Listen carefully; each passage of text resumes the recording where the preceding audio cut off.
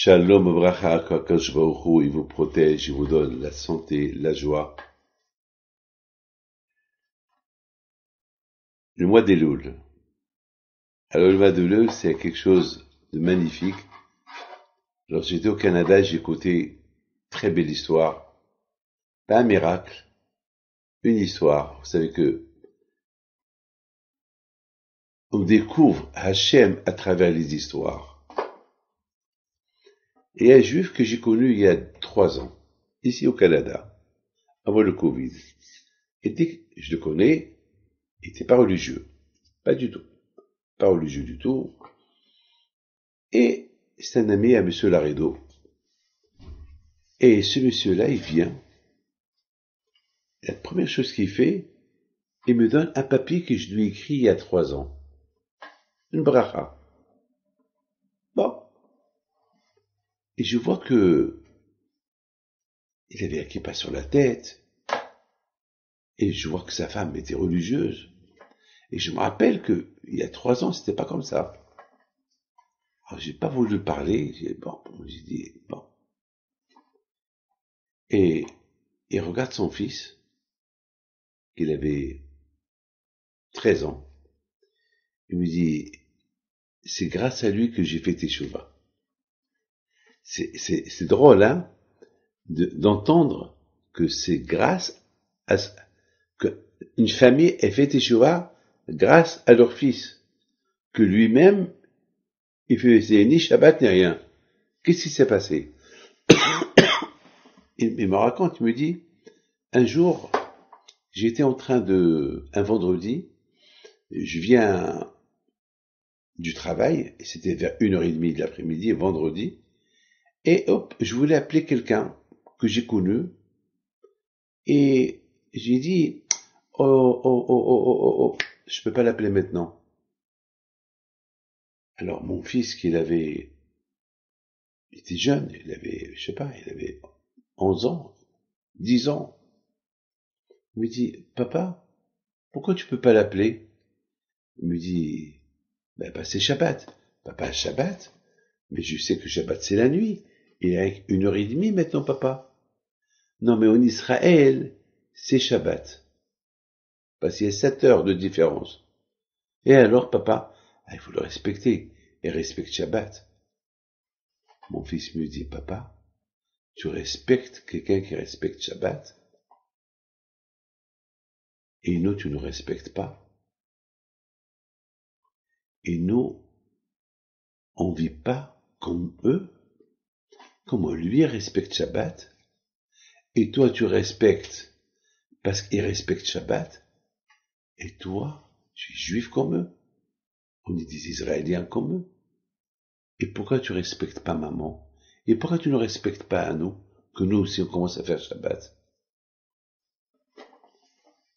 Il me dit, Rabbi David, lorsque j'ai vu mon fils, qui m'a parlé de cette manière, je lui dis, alors tu veux qu'on commence à respecter Shabbat à partir de maintenant?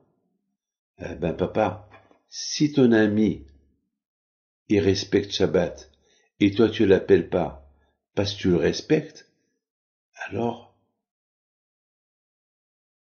lui déjà il te respecte, parce qu'il t'appelle pas. Alors, papa, et pourquoi pas? Mon fils, tu sais que respecter Shabbat, on va pas allumer la télévision. On va pas allumer la... Ah ben papa, on va respecter Shabbat. Comme ce monsieur le respecte Shabbat, et toi tu le respectes parce qu'il respecte Shabbat, alors on va respecter nous aussi le Shabbat. Comme ça, d'autres personnes aussi, ils vont nous respecter, ils vont pas nous appeler le Shabbat parce qu'on respecte Shabbat. J'ai appelé le fils, je l'ai embrassé sur le front, il m'a épaté. Mes amis, c'est ça le mois d'Elul. Le mois d'Elul, il faut pas attendre un mois avant Elul pour faire Teshuvah. Le mois d'Elul, c'est n'importe quel jour. N'importe quel jour peut devenir le mois d'Elul et faire Teshuvah. C'est ça le mois d'Elul. Le mois d'Elul, c'est rien un réveil pour toute l'année. Je suis pas juif. uniquement pour un jour. Je suis juif pour toute une vie. Il y a quelqu'un, mes amis, qui est rentré chez moi cette semaine, pendant que je recevais les gens, et je sentais les frites. Je sentais en lui les frites. Et je voulais rigoler un peu, parce que lorsqu'il est rentré chez moi, il tremblait. Un jeune il était avec ta mère et toute une famille. Je dis, je sens les frites. Et ça sentait très fort. Alors, ils ont tous rougi. J'ai compris qu'il y a un problème avec les frites. J'ai dit, qu'est-ce qui se passe? Non, c'est bon. Non, c'est pas bon. Qu'est-ce qui se passe? Là, on a mangé les frites. Mais ils sont pas cachers. Mais je sens encore les frites fort. Peut-être vous avez dans votre sac les frites. Et il y a la jeune fille qui dit oui. Je peux les voir? C'était des frites achetées quelque part, pas cachères. Je veux pas dire la marque, mais on voyait la marque pas cachère. Je dis comment? Vous venez pour recevoir une bracha et vous achetez ça? Vous savez, j'aurais dit, il y a deux choses qui nous éloignent de Dieu. Deux choses. Lorsque on fait pas attention à la Torah, à la religion, et lorsqu'on fait rentrer du non cachère dans la tête, ça laisse une tache dans la tête. Et cette tache-là, elle se forme comme un voile entre l'homme et le cerveau. Une fois que le cerveau il est atteint avec du taref, la émouna elle disparaît. Pour avoir la émouna en Kadosh Baruch Hu, il faut essuyer, il faut enlever ce voile du cerveau.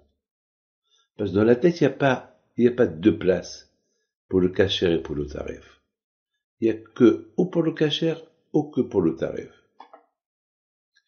Et une autre chose qui nous éloigne d'Hachem, c'est la émouna. Lorsque on n'écoute pas ce que les rabbins ils disent. Lorsqu'on lit une halakha, on la fait pas automatiquement. Si on la fait pas, on fait le contraire. Et c'est grave. Alors vous voulez une bracha? Vous pouvez pas manger ça. D'un côté, vous voulez être attaché à Dieu, et de l'autre côté, vous êtes en train de se détacher du bon Dieu à cause de ça. Alors faisons un deal avec le bon Dieu. Sortez de là, jetez-le quelque part, et rentrez. Et bon, Hachem, aujourd'hui, ils sont une famille extraordinaire. Ah ben, mes amis, c'est ça le mois d'Elul. Le mois d'Elul, on n'a pas besoin d'attendre le mois d'Elul qu'il arrive pour qu'on change. Lorsqu'on décide de changer, on change. Comme la Torah. La Torah, c'est pas à Shavuot qu'on l'a reçue. La Torah, on l'a reçue chaque matin. Chaque matin, on reçoit la Torah. Chaque jour, on reçoit la Torah. Chaque heure, on reçoit la Torah. La Torah, elle n'a pas de limite. Être attaché à Hachem, il n'y a pas de limite. Faire teshuva, retourner vers Hachem, ça n'a pas de limite. Que le bon Dieu vous protège et vous donne la santé. Amen.